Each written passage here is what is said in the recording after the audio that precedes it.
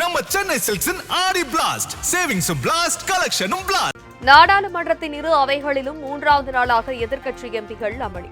NEET தேர்வு வினாத்தாள் கசிவுக்கு பொறுப்பேற்று மத்திய அமைச்சர் தர்மேந்திர பிரதான் பதவி விலக வலியுறுத்தல்.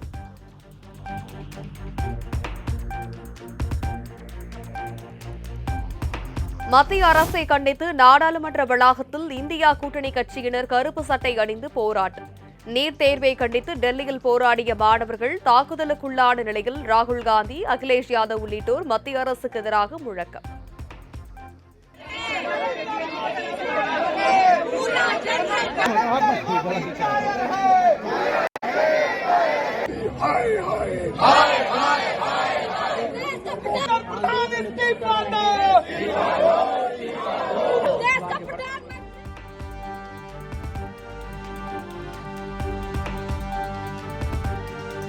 பிரதமர் மோடியுடன் மாநிலங்களவை உறுப்பினர் சரத்பவார், மக்களவை உறுப்பினர் சுப்ரியா சுலே ஆகியோர் சந்திப்பு.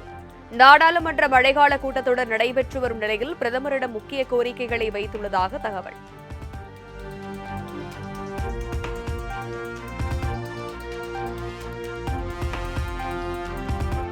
நீட் வினாத்தாள் கசிவு விவகாரம் குறித்து நாடாளுமன்றத்தில் விவாதிக்க மத்திய அரசு தயார் என்பதை தொடர்ந்து 3 நாட்களாக கூறி வருகிறோம். இளைஞர்களின் எதிர்காலத்திற்கான ஆக்கப்பூர்வ விவாதம் நடத்த அரசு விரும்புவதாகவும் மத்திய அமைச்சர் கிரண் ரிஜிஜு விளக்கம்.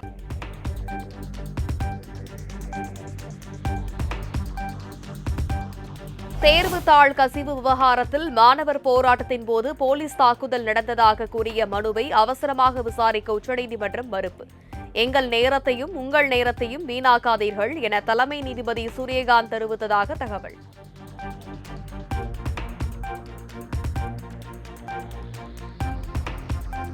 நீட் தேர்வை முழுமையாக ரத்து செய்வது மட்டுமே நிரந்தர தீர்வு என திமுக தலைவர் மு.க. ஸ்டாலின் வலியுறுத்தல். புது டெல்லியில் நடைபெற்ற மாணவர்களின் போராட்டம் இப்போது நாடு முழுவதையும் ஈர்த்துள்ளது எனவும் எக்ஸ் தளத்தில் பதிவு.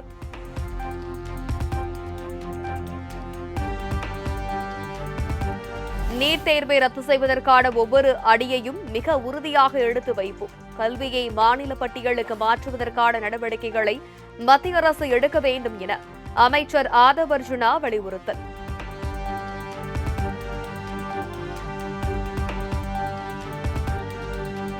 டெல்லி போராட்டத்தில் காயமடைந்தவர்களை மருத்துவமனையில் சந்திக்க அனுமதிக்கவில்லை என திமுக எம்பி ஆராசா குற்றச்சாட்டு.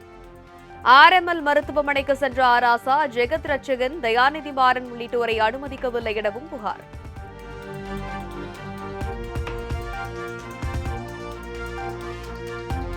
நீட் தேர்வு ஒழிப்புதான் தாவேக அரசின் நிலைப்பாடு என பள்ளிக்கல்வித்துறை அமைச்சர் ராஜ்மோகன் திட்டவட்டம். மாணவர்களின் அறவழி போராட்டத்திற்கு நாங்கள் என்றுமே ஆதரவளிக்கிறோம். அதே நேரம் போராட்டத்தை முறைப்படி நடத்த வேண்டும் என்றும் அறிவுறுத்தல். முற்றுமுழுதான நீட் முறை ஒழிப்பு என்பதுதான் தமிழக வெற்றி கழகத்தினுடைய நிலைப்பாடு.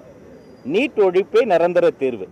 மாணவர்களினுடைய அறவழி போராட்டத்தை நாங்கள் அமைதியான போராட்டத்தை ஆதரிக்கிறோம். அதில் மாற்று கருத்தே கிடையாது.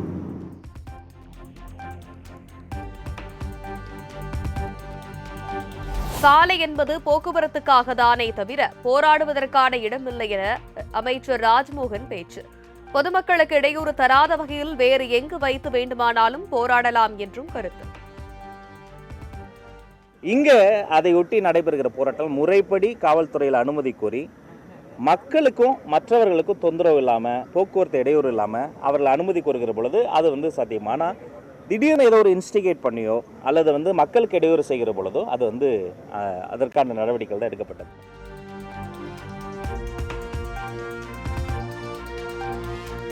டெல்லியில் மாணவர்கள் மீது போலீசார் தடியடி நடத்தியதை கண்டித்து சென்னையில் மாணவர்கள் போராட்டம். சாலையில் அமர்ந்து முழக்கமிட்ட மாணவர்களை குண்டுகட்டாக தூக்கிச் சென்று கைது செய்த போலீசார்.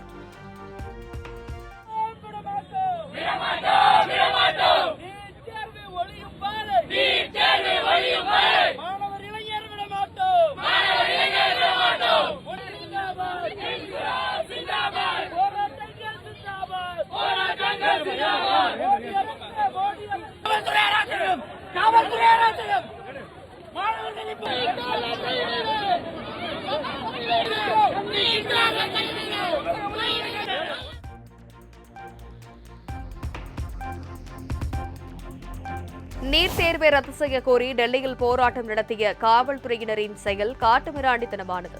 அடக்குமுறையால் மாணவர்களை அடக்கி ஒடுக்கிவிட முடியாது என்றும் மத்திய அரசுக்கு மதிமுக பொதுச் செயலாளர் வைகோ எச்சரிக்கை.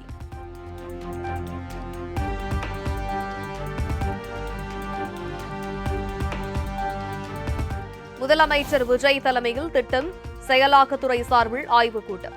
சென்னை தலைமைச் செயலகத்தில் நடந்த ஆலோசனைக் கூட்டத்தில் அமைச்சர்கள், துறை செயலாளர்கள் பங்கேற்பு.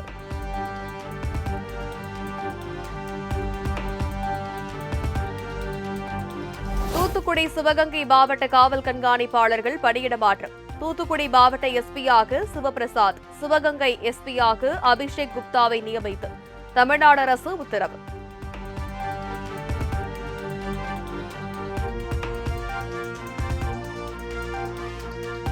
பாட்டாளி மக்கள் கட்சியின் தலைவராக தன்னை அறிவிக்க கோரி சென்னை உயர்நீதிமன்றத்தில் தொடர்ந்த வழக்கை திரும்ப பெற்றார் மருத்துவர் ராமதாஸ்.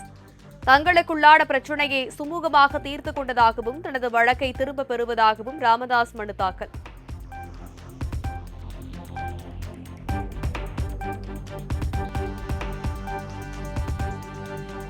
விசாரணை என்ற பெயரில் தங்களை துன்புறுத்தக்கூடாது என செந்தில் பாலாஜி மற்றும் அவரது சகோதரர் அசோக்குமார் தாக்கல் செய்த மனு தள்ளுபடி. முன்ஜாமீன் வழங்கியும் இதுவரை சரணடையாதது ஏன் எனவும் செந்தில் பாலாஜிக்கு சென்னை உயர்நீதிமன்றம் கேள்வி.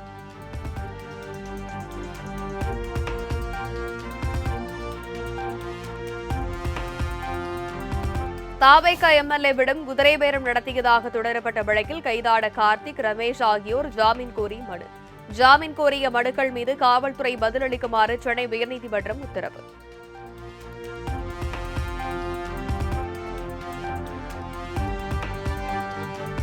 சுகாதாரம், நகராட்சி நிர்வாகம் உள்ளிட்ட 12 முக்கிய துறைகளில் செயல்பாடுகள் குறித்து தமிழக தலைமைச் செயலாளர் இன்று முக்கிய ஆலோசனை. காணொலியில் நடைபெறும் கூட்டத்தில் அனைத்து மாவட்ட ஆட்சியர்கள் பங்கேற்க ஏற்பாடு.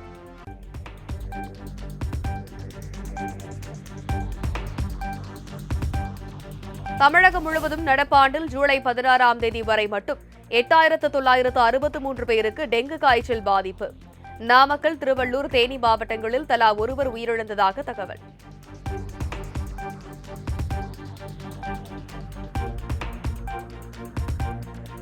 கிட்னி திருட்டில் யார் ஈடுபட்டிருந்தாலும் அவர்கள் மீது சட்டப்படி நடவடிக்கை எடுக்கப்படும் என அமைச்சர் அருண்ராஜ் திட்டவட்டம்.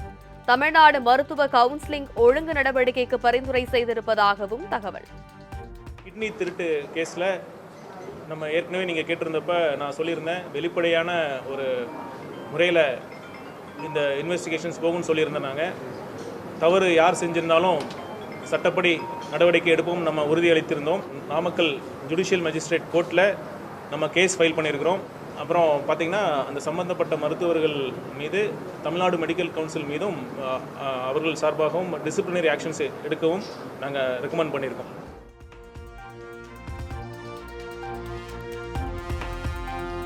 தமிழ்நாட்டில் டெங்கு காய்ச்சல் பரவலை தடுக்க அரசு போதுமான முன்னெடுப்புகளை எடுத்து வருவதாக அமைச்சர் அருண்ராஜ் தகவல். தமிழகத்தில் டெங்கு காய்ச்சலுக்கு இதுவரை 3 பேர் பலியான நிலையில் மக்கள் பதற்றமடைய வேண்டாம் என்றும் நம்பிக்கை. டெங்கு கேசஸ் அதிகமாகிட்டு இருக்கு அப்படிங்கிற ஒரு சூழல் இருக்குது. கண்டிப்பாக அரசு டெங்கு பரவலை தடுக்கிறதுக்கு தேவையான அனைத்து முயற்சிகளும் முன்னெச்சரிக்கை நடவடிக்கைகளும் எடுத்துகிட்டு தான் இருக்கிறோம். உங்கள் வீட்டு பகுதியில் இந்த தண்ணீர் எங்கேயாச்சும் தேங்கி இருந்ததுன்னா அதை நீங்களும் கண்டறிஞ்சு அரசோட முயற்சிக்கு நீங்களும் ஒத்துழைப்பு கொடுக்கணும் அப்படின்னு நான் கேட்குறேன்.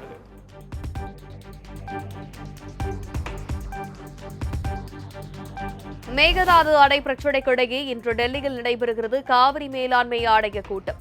இதில் காவிரியிலிருந்து உடனடியாக தண்ணீர் திறந்துவிட தமிழகம் சார்பில் வலியுறுத்தப்படும் என எதிர்பார்ப்பு.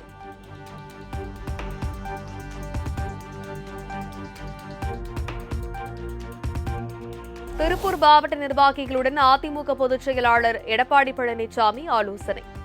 2026 சட்டமன்ற தேர்தல் குறித்தும் அடுத்த கட்ட நகர்வுகள் குறித்தும் தீவிர ஆலோசனை.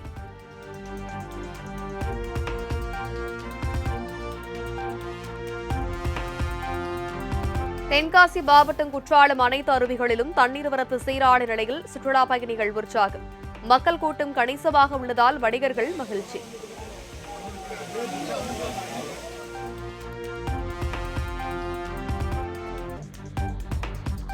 பழனி கோவில் நில மோசடி வழக்கை சிபிஐ விசாரணைக்கு மாற்றக் கோரி அதிமுக சார்பில் வரும் 25ஆம் தேதி ஆர்ப்பாட்டம். பழனி மயில் ரவுண்டானா மத்திய பேருந்து நிலையம் அருகே போராட்டம் நடைபெறும் என அதிமுக பொதுச் செயலாளர் எடப்பாடி பழனிசாமி அறிவிப்பு.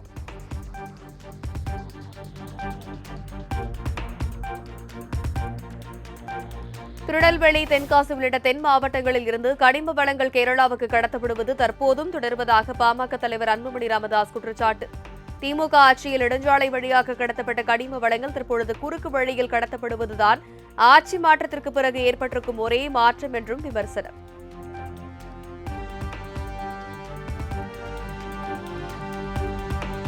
பருவமழை காலத்தின் போது தடையற்ற மின் விநியோகம் வழங்குவது தொடர்பாக அனைத்து மண்டல தலைமை பொறியாளர்களுக்கும் மின்வாரியம் சுற்றறிக்கை. பருவமழை தொடங்குவதற்கு முன்பே தேவையான பொருட்கள், உள்கட்டமைப்பு வசதிகளை கையிருப்பில் வைக்கவும், டெண்டர் உள்ளிட்ட பணிகளை முன்கூட்டியே மேற்கொள்ளவும் உத்தரவு.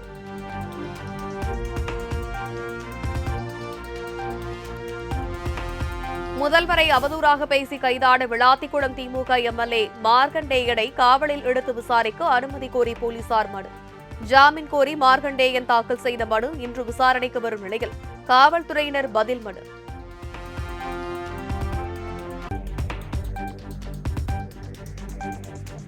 தமிழகத்தில் தற்போது மாற்றம் ஒன்று நிகழ்ந்திருப்பதாக உயர்நீதிமன்ற மதுரை கிளை நீதிபதிகள் கருத்து. மாதவிடாய் காலத்தில் பெண்களுக்கு ஊதியத்துடன் கூடிய விடுமுறை வழங்குவது தொடர்பான வழக்கில் கோரிக்கையை நிறைவேற்றுவது பற்றி அரசை ஆலோசனை நடத்தலாமே என்றும் கருத்து.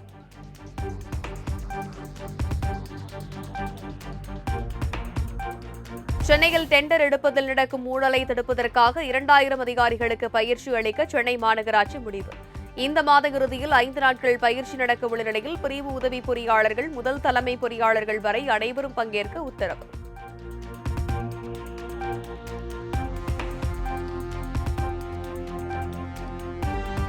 ஈரோடு மாவட்டம் பருந்துறையில் சிறைக்கு அழைத்துச் செல்லப்பட்ட கைதி நள்ளிரவில் தப்பி ஓட்டம்.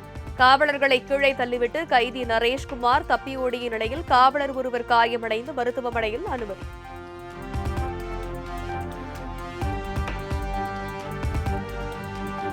நாமக்கல் மாவட்டம் குமாரபாளையம் அருகே ஜனநாயகன் படத்தின் டிக்கெட் கூடுதல் விலைக்கு விற்கப்படுவதாக ரசிகர்கள் புகார். பட விநியோக நிறுவனம்தான் கூடுதல் விலைக்கு விற்க சொன்னதாகவும், விஜய் ரசிகர்களே குறைந்த விலைக்கு வாங்கி கூடுதல் விலைக்கு விற்பதாகவும் பரபரப்பு தகவல். 200 ரூபாய்க்கு டிக்கெட் வாங்கிட்டு 1000 ரூபாய்க்கு வித்தாங்க போன படத்துக்கு. இதே ஜனவரி மாசம் 200 ரூபாய் 300 ரூபாய்க்கு வாங்கி 1000 ரூபாய்க்கு விற்கிறாங்க. கம்பெனியில சொன்ன ரேட்டுக்கு நாங்க விற்கிதான் ஆகணும்னா தமிழ்நாடு ஃபுல்லா யாரும் டிக்கெட் எடுக்கலாம்னு சொல்லுங்க. தமிழ்நாடு ஃபுல்லா 9 மணிக்கு ஆன்லைன் டிக்கெட் கொடுக்க சொல்லுங்க, கொடுத்துடலாம். எல்லாத்துக்கும் கேன்சல் பண்ணிடலாம். காலையில 9 மணிக்கு வாங்க டிக்கெட் வாங்கிக்கலாம், 300 ரூபா தான் சொன்னாங்க. இப்போ வந்து 800 ரூபான்றாங்க, 500 ரூபான்றாங்க. ரெக்கார்டிங் எல்லாமே இருக்குது. என்ன ஏதுன்னு கேட்டா அவர் பாட்டு உள்ளார பூந்து போயிடுறாரு.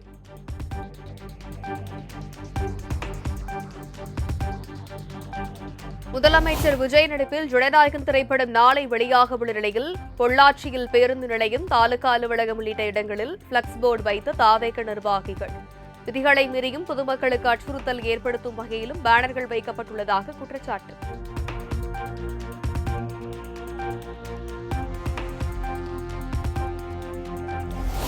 திருப்பத்தூர் அருகே கோயிலின் பூட்டை உடைத்து அம்மன் கழுத்தில் இருந்த தங்க தாலியை திருடி சென்ற மர்ம கும்பல். மற்றொரு கோவிலிலும் கொள்ளை முயற்சி நடந்துள்ள நிலையில் தொடர் திருட்டு சம்பவங்களால் மக்கள் அச்சம். திருத்தணியில் அரசு பேருந்தில் படிக்கட்டில் தொங்கியவாறு சென்ற அரசு கல்லூரி மாணவன் தவறி விழுந்து காயம். பள்ளி கல்லூரி மாணவர்களுக்கான கூடுதல் பேருந்துகளை இயக்குமாறு பெற்றோர்கள், உறவினர்கள் கோரிக்கை விடுத்து போராட்டம்.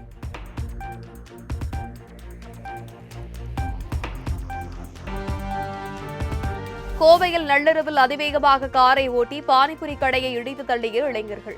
தாவேக கொடி கட்டிய காரில் சென்றவர்கள் விபத்தை ஏற்படுத்திவிட்டு பொதுமக்களிடமிருந்து தப்பித்து காவல் நிலையத்தில் தஞ்சம்.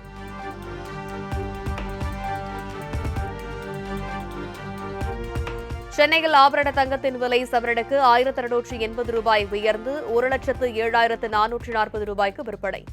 தங்கம் விலை கிராமுக்கு 210 ரூபாய் உயர்ந்து 13,430 ரூபாய்க்கு விற்பனை.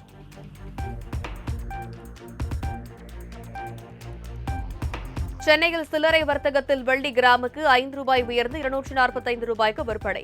கிலோவுக்கு 5000 ரூபாய் உயர்ந்து 2,45,000 விற்பனையாவதால் மக்கள் அதிர்ச்சி.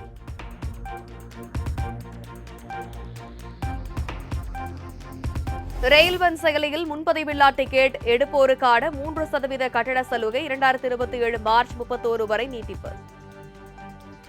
வாலெட் மூலம் ரயில் டிக்கெட் எடுப்போருக்கான 3% கட்டண சலுகையும் 2028 ஆகஸ்ட் 24 வரை நீட்டித்து ரயில்வே நிர்வாகம் அறிவிப்பு.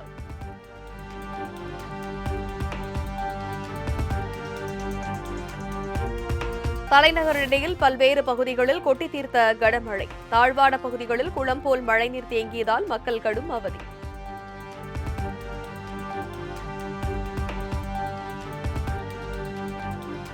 குஜராத் மாநிலத்தில் கொட்டி தீர்க்கும் கனமழையால் ஆறுகளில் கரைபுரண்டோடும் வெள்ளம்.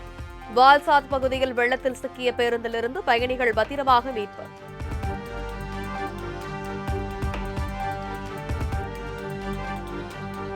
அசாமில் தொடர்ந்து பெய்து வரும் கனமழை மற்றும் வெள்ளப்பெருக்கு காரணமாக கடந்த 24 மணி நேரத்தில் 21 பேர் உயிரிழந்துள்ளதாக தகவல். பிரம்மபுத்திரா உள்ளிட்ட முக்கிய ஆறுகளில் ஆபத்தான அளவை தாண்டி வெள்ளம் பெருக்கெடுத்து ஓடுவதால் மாநிலத்தின் 16 மாவட்டங்களில் சுமார் 6 லட்சம் பேர் பாதிப்பு.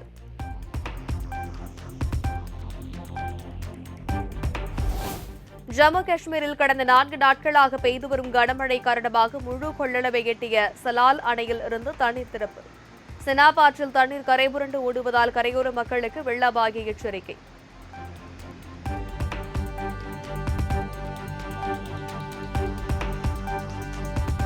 தொடர் கனமழை காரணமாக ஜம்மு காஷ்மீர் ரஜோரி பகுதிகளில் நிலச்சரிவு. ரஜோரி தான்மாண்டி நெடுஞ்சாலையில் போக்குவரத்து பாதிக்கப்பட்டுள்ளதால் வாகன ஓட்டிகள் பொதுமக்கள் கடும் அவதி.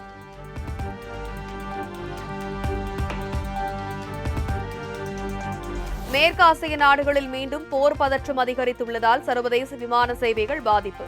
பாதுகாப்பு காரணமாக குவைத், பஹ்ரைன் வான்வெளியில் மூடப்படுவதால் சென்னையிலிருந்து விமான சேவை பாதிப்பு.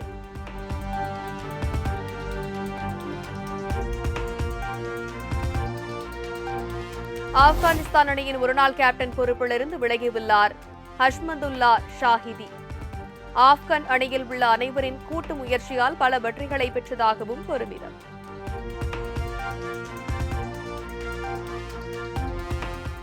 நம்ம சென்னை சில்க்ஸின் ஆடி பிளாஸ்ட் சேவிங்ஸும் பிளாஸ்ட் கலெக்ஷனும் பிளாஸ்ட்.